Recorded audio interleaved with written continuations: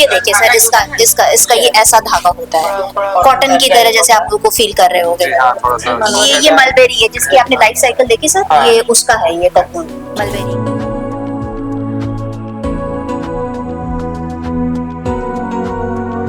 ये वो है टसर वाला, ये पेड़ों पे ही उनको मतलब कीट पालन कराया जाता है। अच्छा।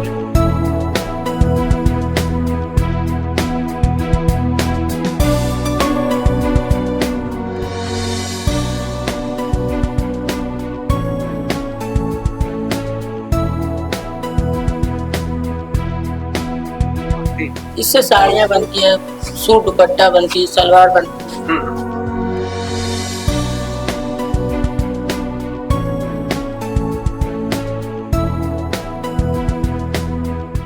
सबसे पहले ये जो मशीन आप देख रहे हैं यहाँ पर, इससे साड़ी जो है वो बनाई जाती है। भैया क्या नाम है आपका? रमजान अली। रमजान अली। तो हमारे साथ में जो है भैया रमजान अली, क्या इस मशीन का क्या नाम है? हैंडलूम। हैंडलूम की मशीन कैसे बनती है? इससे क्या क्या चीजें बनती है? इससे साड़ियाँ बनती है, सूट दुपट्टा बनती है, सलवार बनती है। तो कैसे बनाते हैं जरा दिखाएंगे तो आप देख लीजिए। जिस तरीके से पैरों से भी काम होता है, हाथों से भी काम होता है।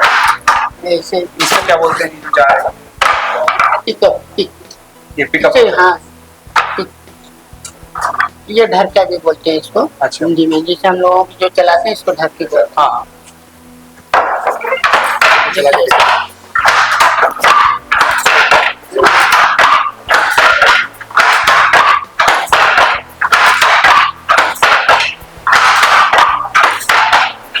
और लगभग एक साड़ी कितने दिन में बन जाती है? सर वो डिजाइन के ऊपर है।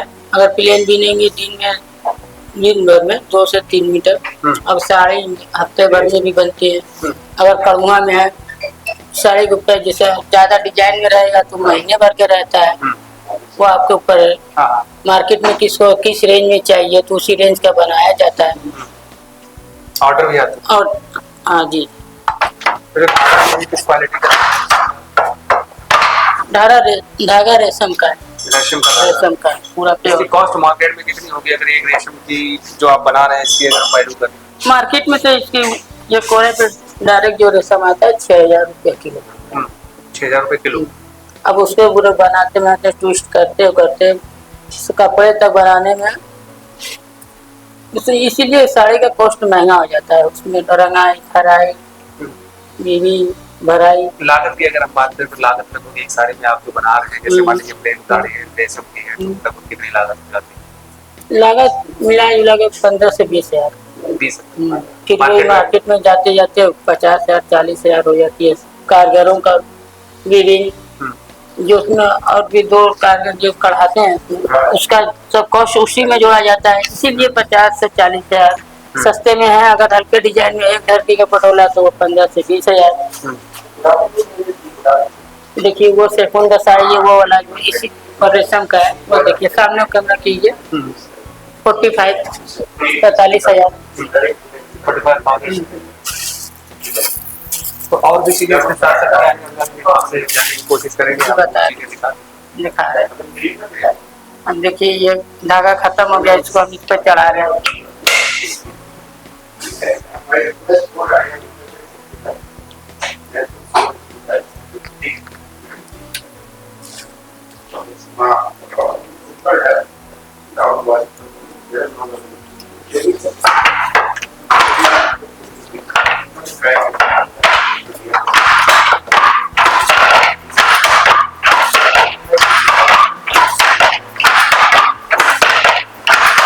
डिजाइन नहीं बन सकती, इसका हाइट छोटा है। ये डेमोक्रेसी के लिए डिजाइने बन जाती है इस मशीन से हर वैरायटी की डिजाइने बन जाती है।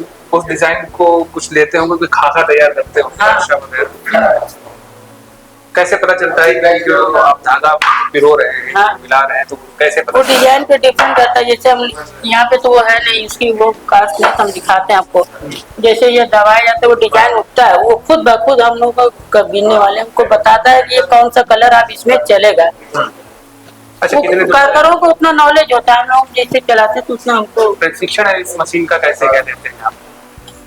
प्रशिक्षण लोगों को सिखाना कैसे काम? हम लोग यहाँ बच्चों घर पे देखते देखते खुद ब खुद सीख जाते हैं। इसकी कॉस्ट कितनी होगी मशीन? क्योंकि लकड़ी से भी। हाँ, इस एक मशीन की कॉस्ट लगभग कितनी आ जाती है?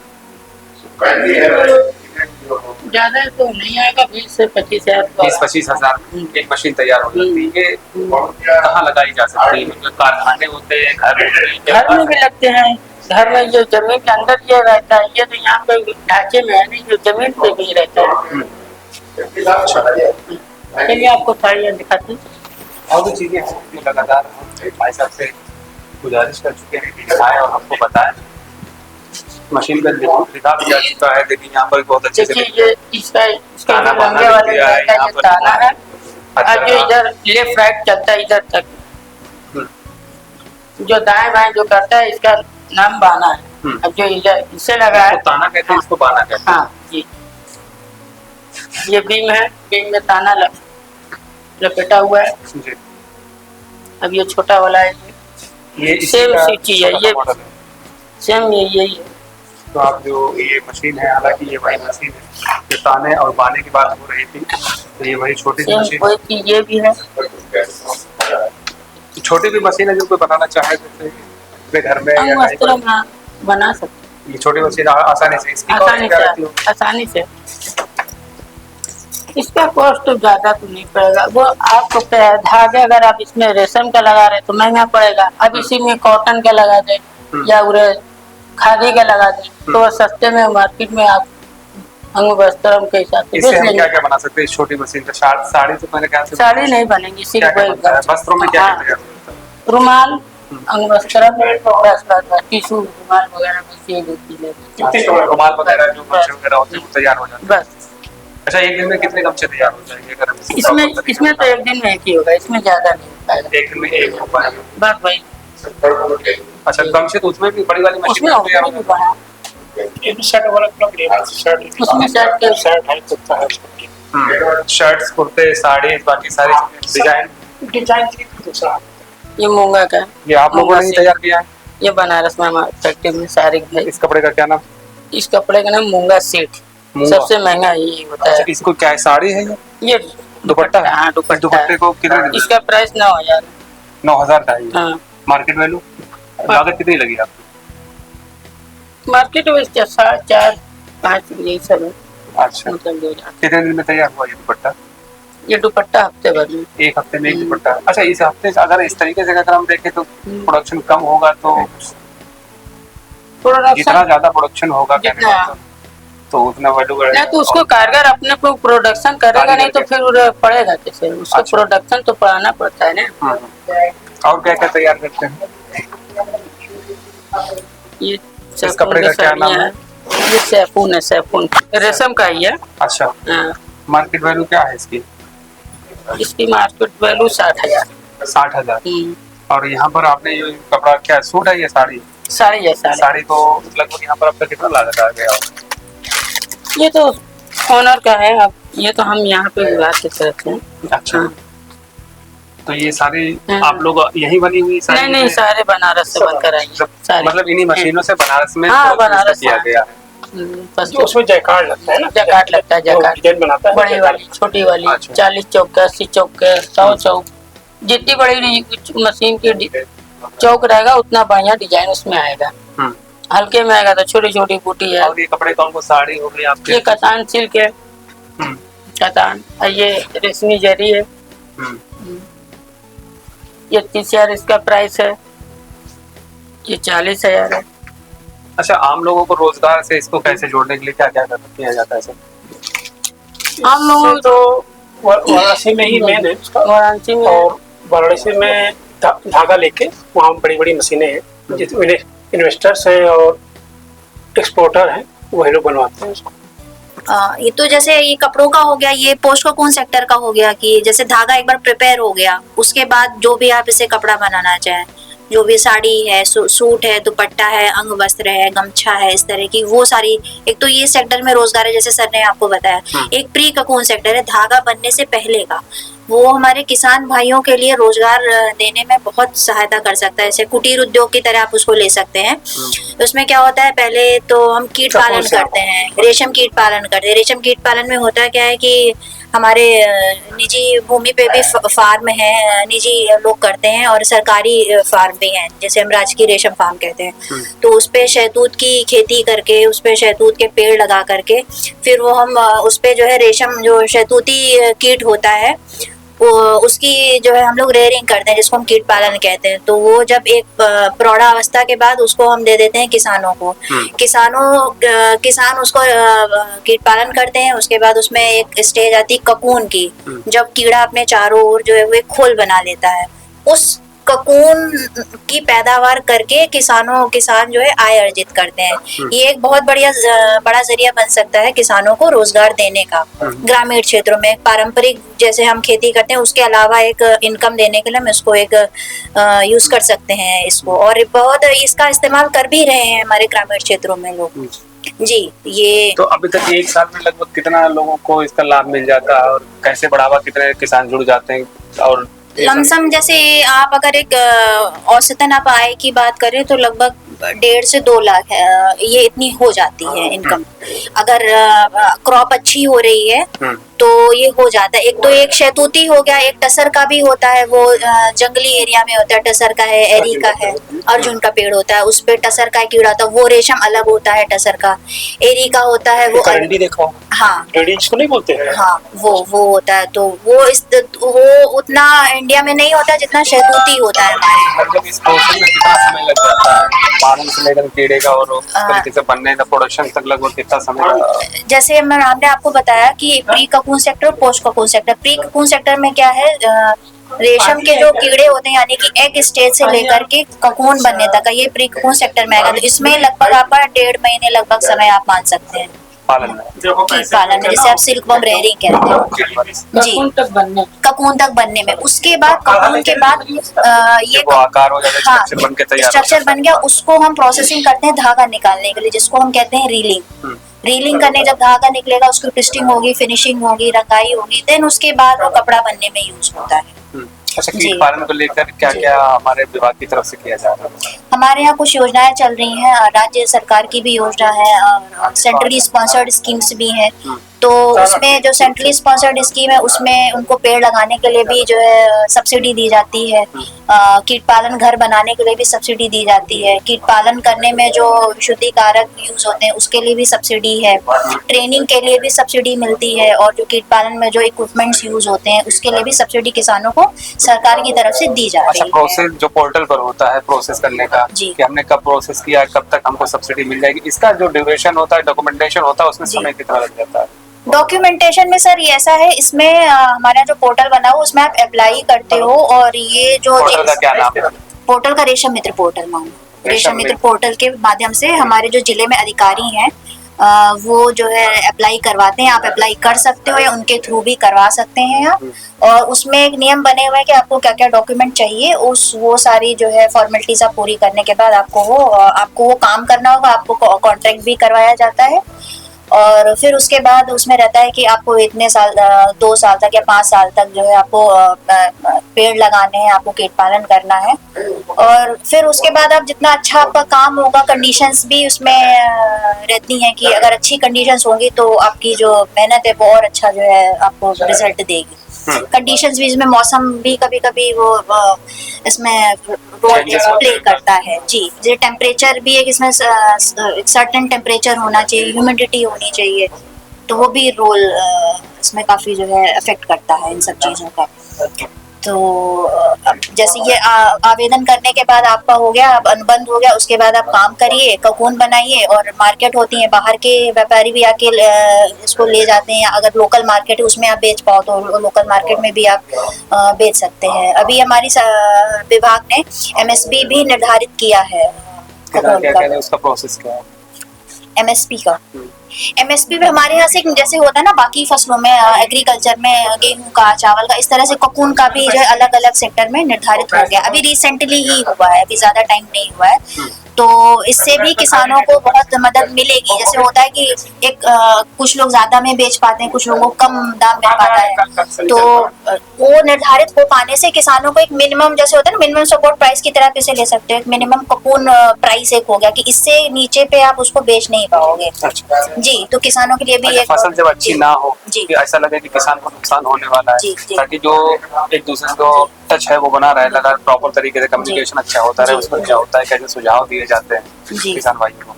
ये एक्चुअली सर अभी इस पे काम होना है हम लोग क्या, जैसे कभी जैसे हमने मौसम की बात आपको बताई, तो ये इसमें एक नुकसान भी एक फैक्टर रहता है, तो ये एक इंश्योरेंस की भी बात अभी बहुत प्राइमरी लेवल पे है, अभी इस पे कुछ काम हो नहीं पाया है, क्योंकि ये बहुत मतलब शोध का भी विषय है कि क्योंकि इसमें बहुत सारी चीजें होती हैं, तो नुकसान तो होता है, लेकिन ये है कि हम उसको कवर अगली फसल में कर लेते हैं, करवाया जाता है किसानों को।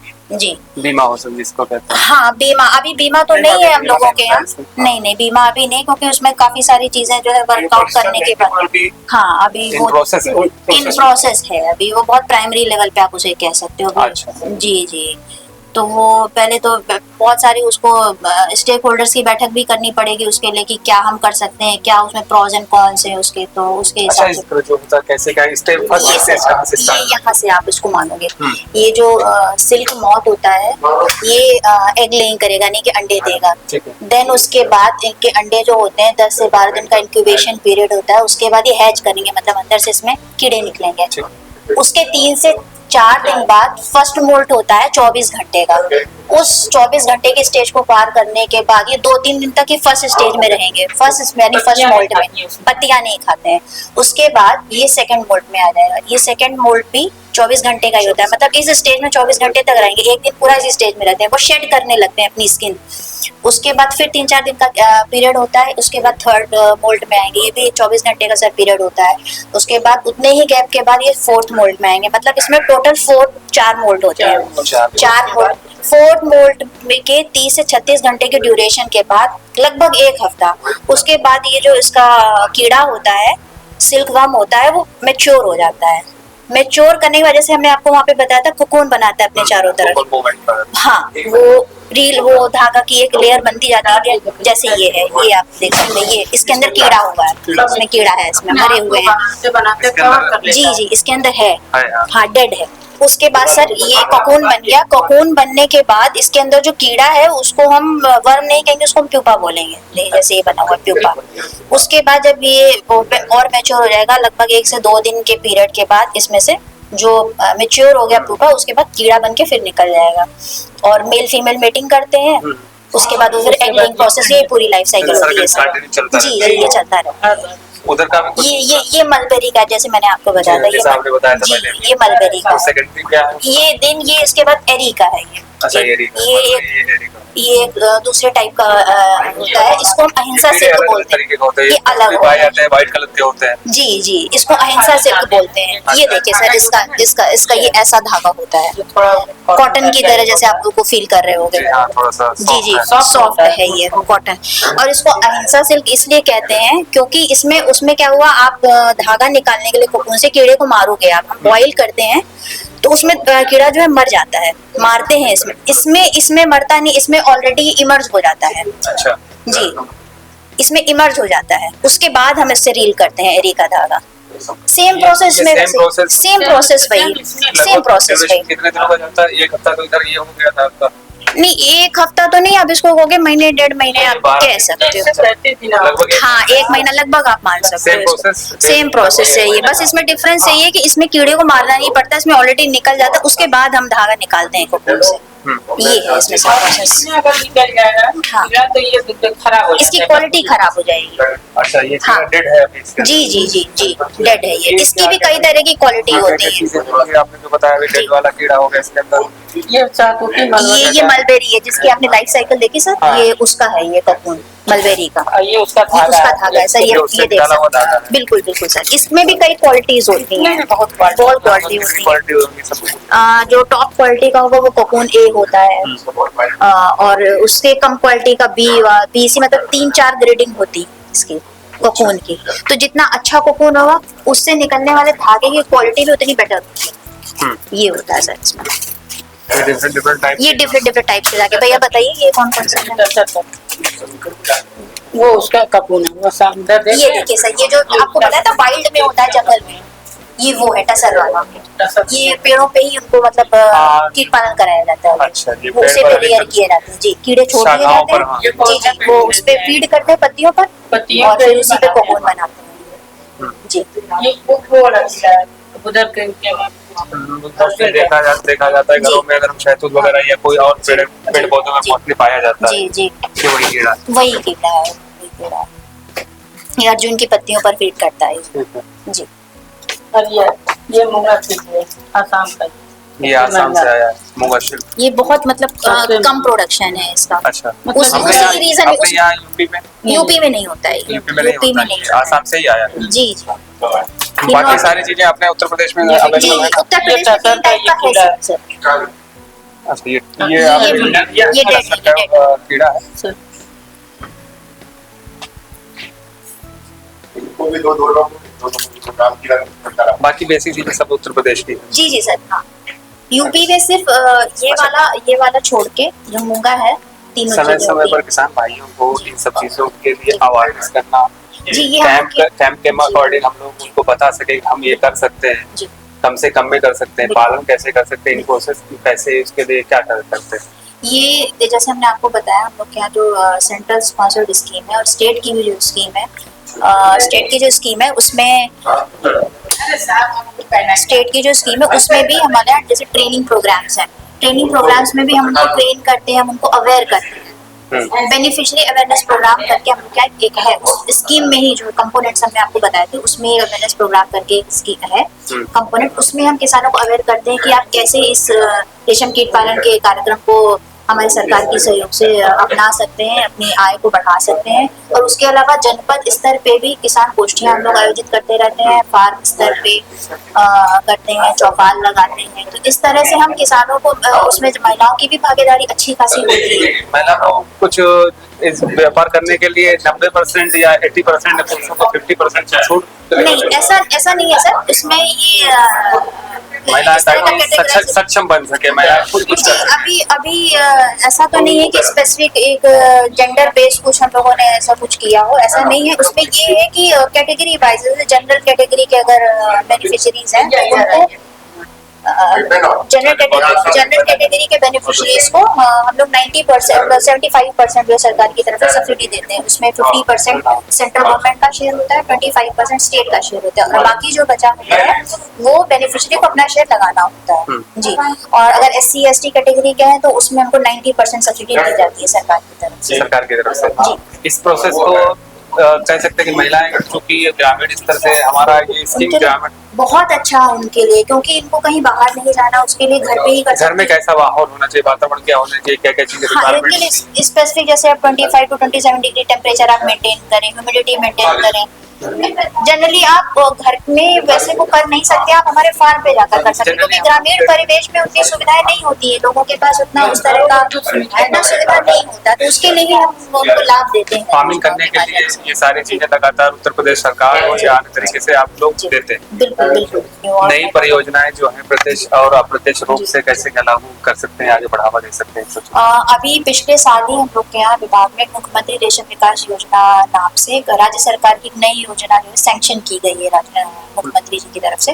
तो उसमें हम लोगों ने अभी जो सेंट्रली स्पॉन्सर्ड स्कीम है सिल्क समग्र, उसके तर्ज पर ही हमने उसमें जो लाभार्थी हैं उनको वृक्षारोपण की सहायता, उसके बाद फिर कीट पालन उपकरण जो होते हैं कीट पालन करने के दौरान यूज होते हैं उसकी सहायता, और 2-3 कंपोनेंट्स और हैं जैसे विशुद्धि कारक का हो गया, ट्रेनिंग का भी है। हालांकि अभी वो हम प्रोवाइड नहीं कर रहे हैं, वो स्टेप वाइज ही हम देते हैं। वो उसके थ्रू हम ज्यादा से ज्यादा जो कवरेज है बेनिफिशियरी का उसको हम करने की कोशिश कर रहे हैं। और अभी तक जितना हम लोग रोजगार देते हैं लगभग हम कह सकते हैं डायरेक्टली इनडायरेक्टली कुल मिला के आप 20 to 30,000 आप किसान कह सकते हैं कि हमने जोड़े जोड़ दिए। जी जी जी। अच्छा, महिलाएं जो कि हर एक गांव की महिलाएं जुड़ सके, इन सब चीजों को लोगों को अवेयरनेस पहुंच सके, जान सके कि वास्तव में होता क्या है, कैसे एक प्रोसेस महिलाओं को लेकर क्या कुछ। महिलाओं को लेकर सर ऐसा है कि ग्रामीण परिवेश में अब तो कह सकते हैं कि क्योंकि महिलाओं का एक्सपोजर हम कह सकते हैं कि उतना बाहर शहरों में उतना नहीं हो पाता है ग्रामीण महिलाओं का, तो हमारा प्रयास ये है कि हम ज्यादा से ज्यादा अपनी योजनाओं के माध्यम से महिलाओं तक पहुंचे, महिलाओं को उनके घर के नजदीक ही या हमारा जो सरकारी फार्म है वहां तक हम उनको ला करके उनको अवेयर करके हमारी योजनाओं के बारे में कि आप उसमें जो हमारी योजनाएं उनके कंपोनेंट्स को समझा करके कि आप किस तरह से हमारी योजनाओं का लाभ ले सकते हैं। बहुत सारे हमारे जैसे बहराइच हो गया, पीलीभीत हो गया, वहाँ पे जो रीलिंग मशीनें लगी है उसमें आप 90% आप कह सकते हो या लगभग 100% ही उसमें महिलाएं ही काम करती हैं कोकून से रीलिंग करने का। तो ये बहुत एक मेजर फैक्टर हो सकता है अगर हम इस क्षेत्र में और थोड़ा सा ध्यान दे पाए हमारी सरकार की सहयोग से कि हम महिलाओं को और भी ज्यादा उनकी संख्या को बढ़ा सकते हैं। रीलिंग तो एक क्षेत्र है ही, प्री कोकून सेक्टर में भी हम लगातार महिलाओं को बढ़ाने के लिए हमारी प्राथमिकता रहती है कि हम लाभार्थी चयन में उनको प्राथमिकता दें, महिलाओं को सिलेक्ट करें। जी जी अंकिता जी, आपका बहुत बहुत शुक्रिया जो आपने इतनी सटीक जानकारी हमें दी। और जैसा कि आपने देखा कि अंकिता मौर्य जी हमारे साथ में मौजूद थी, उन्होंने बताया कि हम रेशम का कैसे व्यापार कर सकते हैं, कैसे पूरा सर्किल होता है, एक रेशम के कीट पालन को हम कैसे कर सकते हैं और आज उसका क्या स्कोप है। कह सकते हैं कि उत्तर प्रदेश ही नहीं, भारत के प्रत्येक जगह पर हर राज्य में कीट पालन किया जा सके और रेशम के उत्पादन को बढ़ावा दिया जा सके। लगातार इन्होंने ये भी बताया कि लगातार समय समय पर किसान भाइयों को, चाहे वो पुरुष हो चाहे महिलाएं हो, जो खेती किसानी से लोग जुड़े हुए हैं और उन लोगों को इस चीज की पूरी जानकारी मिल सके। देश की हर खबर सबसे पहले